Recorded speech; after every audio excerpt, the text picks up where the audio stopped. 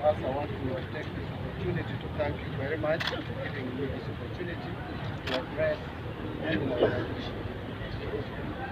Bunge la wananchi, oye! Oye! I hope I've not reached any standing order. I must admit that today is my first time to stand here. So many years back I used to pass to Mbadi, but this is the first time that I'm addressing fellow Kenyans at this venue. We are here with me, the chairman of Kenya Revenue Authority, the Honorable Ritu Mureithi, who is also the who is also my friend. We worked with him in Azimio Economic Council. He was my chairman in Azimio Economic Council, where we are four of us. So we are people who have worked previously. So I know this is lunchtime and you have sacrificed to be here to engage in this discussion. And I want to straight away take this opportunity to take about not more than 10 minutes, Mr. Speaker, if you allow me, to give synopsis and general overview why we are here. And then I will also invite my colleagues, whom I'm sure will take slightly less than the time I will take. And after that, we'll open it up for questions. Why I say that, actually we came to listen more than to talk. And I want to start away by saying that the positions that we hold are delegated positions. We are here courtesy of the people of Kenya. We have been given delegated authority.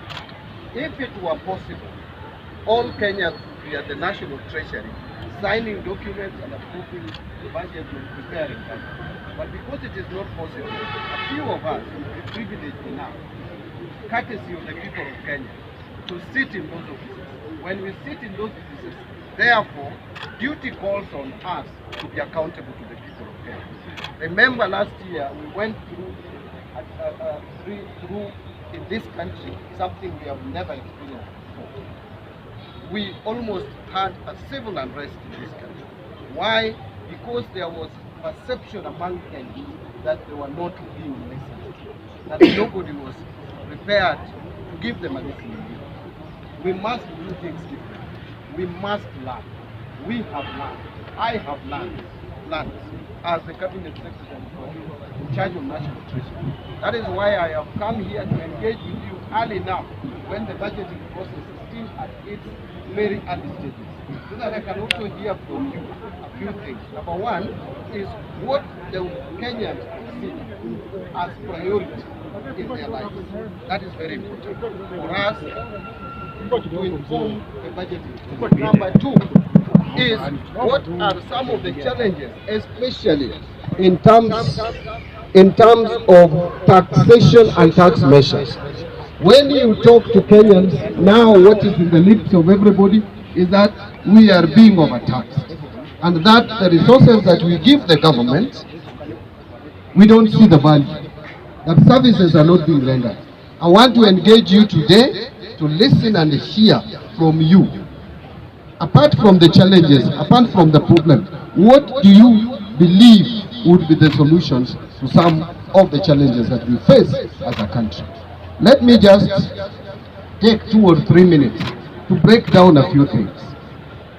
When this government took over in 2022, there were a lot of challenges.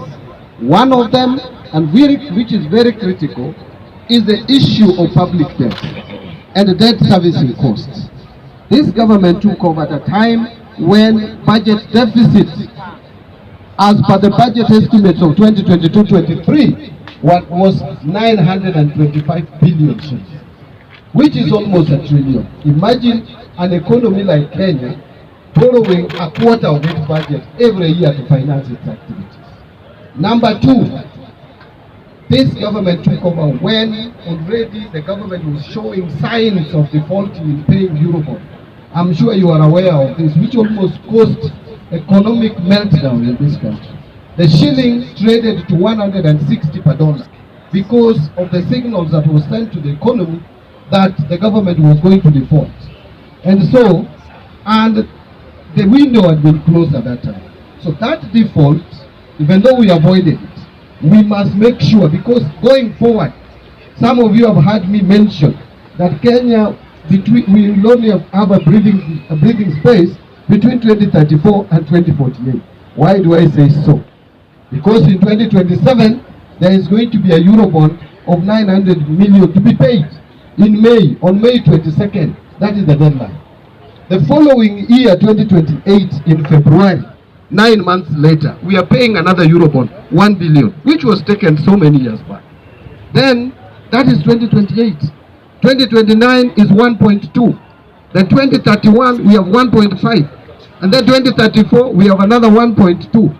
So the only time that we don't have Eurobond to repay is between 2034 and 2048.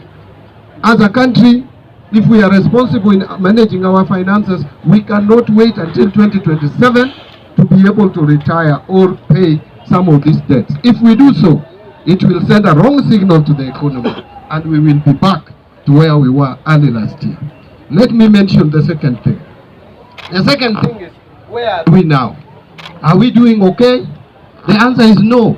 We are not doing okay, but we are better than yesterday. Why do I say we are better than yesterday? There is this rating that has come out from the Moody's. Some people think ni Mushene. This is not Mushene. This is factual. But how was this informed? The credit rating is all about the ability of a country to repay its debts. And that can only be assessed from certain parameters, from certain fundamentals. The key fundamental is inflation rate.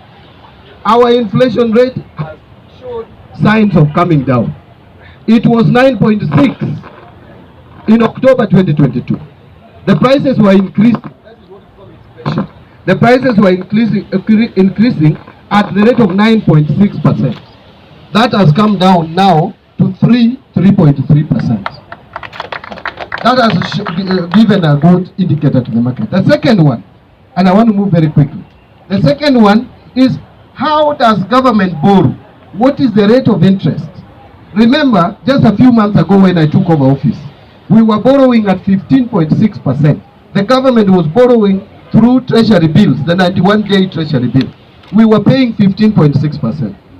Today, as we speak, that has come down to 9.5%, below 10%, single digit for the first time. That has given good indicators that we can be able to borrow money cheaply to retire expensive loans. Because what we are doing with the domestic borrowing is we are borrowing to repay what we have. So if you are borrowing cheaply to repay an expensive loan, that is the only way you can get out of debt trap. Even at home, if you want to come out of debt, ile fuliza tuanze na Shylock kabla tujaenda fuliza. If you have a Shylock of 30%, you go for fuliza, isn't it? Say fuliza charges you 12%. If you find a friend who can give you the same amount and you only pay 5%, you will borrow that and pay fuliza. That is how domestic borrowing works. Finally, is the issue of foreign exchange. For us to pay loan, external loan, we must pay it in dollars and other hard currencies. So a country must demonstrate that they have enough reserves to pay any loan should it fall due. Now, Kenya for a long time has had only 2 billion, 3 billion US dollars. 2 billion, 3 billion, which is just 1 month cover of imports. Because for us to buy imports, we must pay in hard currency. Right now, we have in the central bank reserves of 9.5 billion USD, which would cover